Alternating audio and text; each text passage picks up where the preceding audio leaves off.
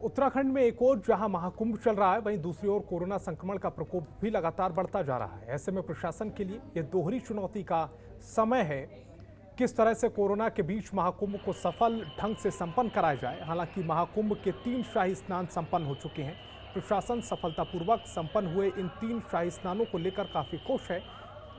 खुद उत्तराखंड के डीजीपी अशोक कुमार ने बताया कि कोरोना काल में 3 शाही स्नान सफलतापूर्वक संपन्न हुए हैं।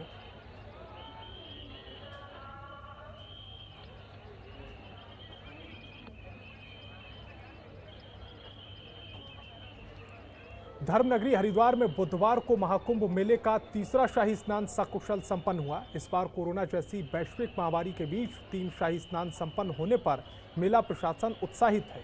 सफल आयोजन का दावा करने वाले मेलाधिकारी दीपक रावत और आईजी कुंभ संजय गुज्याल ने एक दूसरे को बधाई और शुभकामनाएं दी।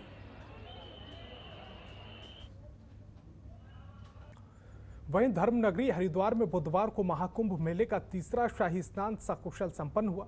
इस बार कोरोना जैसी वैश्विक महामारी के बीच 3 शाही स्नान संपन्न होने पर मेला प्रशासन उत्साहित है। सफल आयोजन का दावा करने वाले मेलाधिकारी दीपक रावत और आईजी कुंभ संजय गुंजियाल ने एक दूसरे को बधाई दी, शुभकामनाएं दी। शाही स्नान के बाद दोनों अधिकारियों ने प्रेस कॉन्फ्रेंस कर दावा किया है कि तीसरे शाही स्नान पर हरिद्वार में लगभग 13.5 लाख श्रद्धालुओं ने गंगा स्नान किया। उन्होंने बताया कि कोरोना काल में कुंभ मेले का सफल आयोजन कराना उनके लिए बड़ी चुनौती थी, लेकिन तीनों शाही स्नान का सकुशल संपन्न होना एक बड़ी उपलब्धि है। उन्होंने ये जानकारी दी कि सरकार द्वारा जारी की गई एसओपी और हाईकोर्ट के आदेश के मुताबिक 27 अप्रैल को कुंभ मेले का अंतिम स्नान भी ऐसे ही संपन्न होने की उम्मीद है। आप जानते हैं पूर्व में जो हमारा 14 अप्रैल वाला जो स्नान है, ये ना तो 86 में पूरा हुआ था, ना उसमें मतलब एक्सीडेंट्स हुए थे। 98 में भी दिक्कत आई थी और अभी 2010 में भी आप जानते हैं किसी वजह से कुछ अखाड़ों का स्नान छूट गया। तो सबसे अच्छी बात तो ये है कि इस बार सभी सम्मानित अखाड़ों ने स्नान किया, समयबद्ध तरीके से हुआ और बहुत अच्छा तालमेल इसमें पुलिस का, मैजिस्ट्रेट्स का देखने को मिला। लाइन डिपार्टमेंट्स का तालमेल बहुत अच्छा रहा और यही वजह है कि सकुशल स्नान संपन्न हुआ है।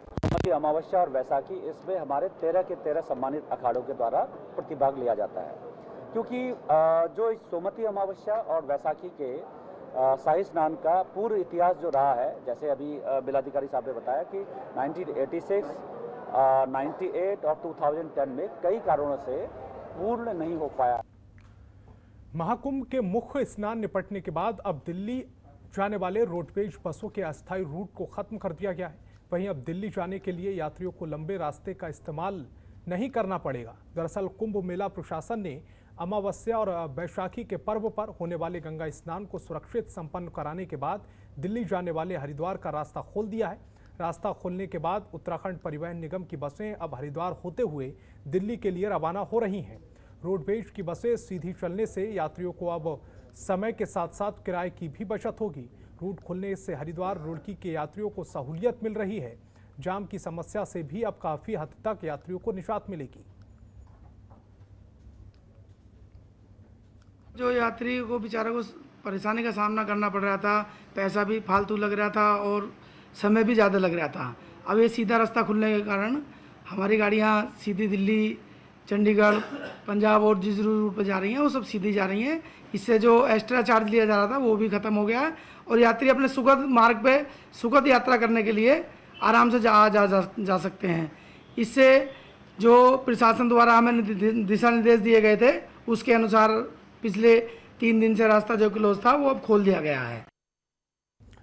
चमोली में प्रकृति प्रेमी प्रकाश पुरोहित जयदीप की स्मृति में 23वां प्रकाश जयदीप सम्मान समारोह का आयोजन किया गया। यह आयोजन नगर पालिका सभागार गोपेश्वर में आयोजित किया गया, जिसका उद्घाटन पीजी कॉलेज गोपेश्वर के प्राचार्य आर.के. गुप्ता और नगर पालिका परिषद के अध्यक्ष दीप प्रज्वलित कर किया। इस आयोजन में अलग अलग क्षेत्र में श्रेष्ठ काम करने वाले लोगों को सम्मानित किया गया। साथ ही पत्रकारिता की उत्तराखंड राज्य निर्माण और विकास में भागीदारी विषय पर व्याख्यान माला भी आयोजित की गई। सम्मान समारोह 2020-21 के अवसर पर आज यहाँ पर प्रेस क्लब द्वारा जयदीप ट्रस्ट द्वारा बहुत भव्य कार्यक्रम आयोजित किया गया, जिसमें आज सम्मानित होने वाली हमारी बहन विंगा स्नोरा और धन सिंह गढ़िया जी और अंकुला पुरोहित जी सम्मानित हुए हैं। बहुत बढ़िया कार्यक्रम रहा है। प्रकाशपुरी जयदीप शहर के निर्माण में, इसकी स्वच्छता, इसके पर्यावरण के संवर्धन में और इसके उन्मूलन में इनका बहुत बड़ा योगदान रहा है। मैं तब 1997 में जब यहाँ का अध्यक्ष था, उस समय उनके द्वारा पॉलिथीन उन्मूलन में जो उनके द्वारा मेरे को सहयोग दिया गया, नृत्य लेखन चित्रकला के माध्यम से, तो अपनी लेखनी के माध्यम से जो उन्होंने जन जागरूक कार्यक्रम चलाया, उसके लिए शहर का बच्चा बच्चा उनको याद करता रहता है। उनकी स्मृति में हमने यहाँ पे एक छोटा सा पार्क का निर्माण किया, जिसपे आज भी हम सब लोगों ने जाके पुष्पांजलि अर्पित की। भगवानपुर में नकली दवाई बनाने वालों के खिलाफ ड्रग इंस्पेक्टर ने मोर्चा खोल दिया है। आपको बता दें कि जब से रुड़की क्षेत्र में ड्रग इंस्पेक्टर मानवेंद्र सिंह राणा आए हैं, तब से नकली दवाई बनाने वालों पर लगातार शिकंजा कसा जा रहा है। नकली दवाई बनाने वाले और नकली दवाई बेचने वालों पर लगातार छापेमार कार्रवाई की जा रही है। इसी कड़ी में भगवानपुर इंडस्ट्री में एक कंपनी में नकली दवाई बनाए जाने का काम जारी होने की सूचना मिली थी, जिसके बाद ड्रग इंस्पेक्टर मौके पर पहुंचे और चलती कंपनी पर छापेमार कार्रवाई की। इस मौके से नकली दवाइयां बरामद की गई हैं। ड्रग इंस्पेक्टर ने कंपनी मालिक के खिलाफ गंभीर धाराओं में मुकदमा दर्ज कर लिया है और कंपनी को सीज कर दिया है। फिलहाल कंपनी मालिक फरार चल रहा है, जिसकी तलाश में पुलिस जुटी हुई है।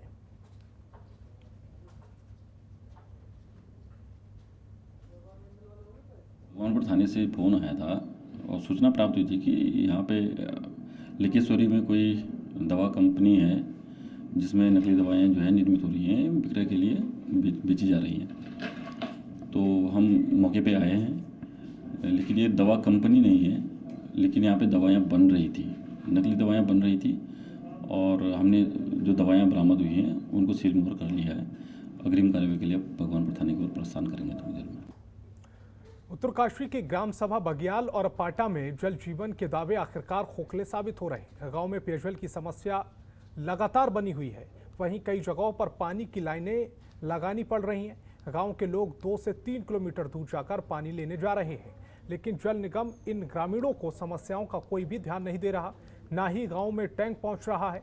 वहीं ग्रामीणों ने कुछ कर्मचारियों पर पैसे देकर पाइपलाइन का कनेक्शन जोड़ने का आरोप लगाया है।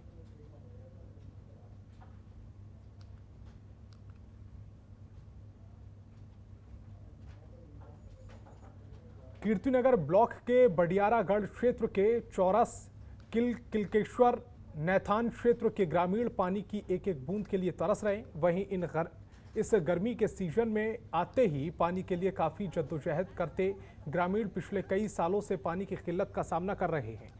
अब हाल ये है कि पीने के पानी के लिए टैंकर तो मंगवाना पड़ ही रहा है, लेकिन बावजूद इसके ग्रामीणों को पर्याप्त पानी नहीं मिल पा रहा। कई सालों से क्षेत्र के ग्रामीणों को पानी के लिए जूझना पड़ रहा है। वहीं क्षेत्र के विधायक विनोद कंडारी पेयजल आपूर्ति के लिए 37 करोड़ की योजना स्वीकृत करने की बात तो कह रहे हैं। वहीं अपने 4 साल के कार्यकाल पूरा होने के बाद अब देखना यह होगा कि नेताजी पानी की समस्या का समाधान करते हैं या फिर पानी की समस्या का समाधान को लेकर फिर से आगामी चुनाव आएगा।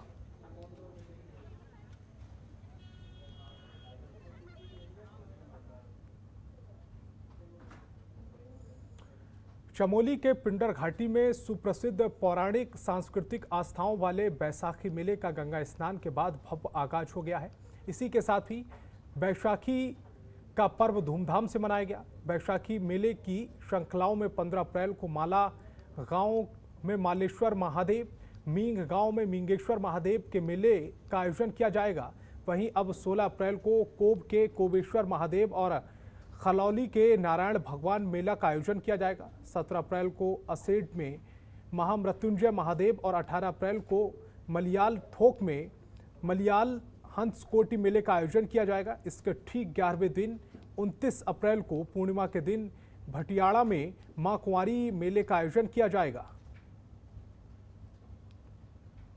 तो सरप्राइजिंग है कि इतने सारे लोग आए हैं, लेकिन अच्छा लग रहा है कि कुछ लोगों में अभी उत्साह बना हुआ है मेले के प्रति और एक धार्मिक कार्यों के प्रति लोग इतनी स्वेच्छा से और इतने मन से इतनी भीड़ में उमड़ पड़े हैं, तो बहुत अच्छा लग रहा है मुझे। और इसके साथ चूँकि आप लोग जानते हैं कि कोविड के चलते पिछले साल लॉकडाउन में बंद था ये मेला, लेकिन फिर उसी साल सब लोग उसी चहल पहल के साथ दोबारा से लोग इस पर भाग ले रहे हैं और लोगों की आस्था इसमें बखूबी दिख रही है।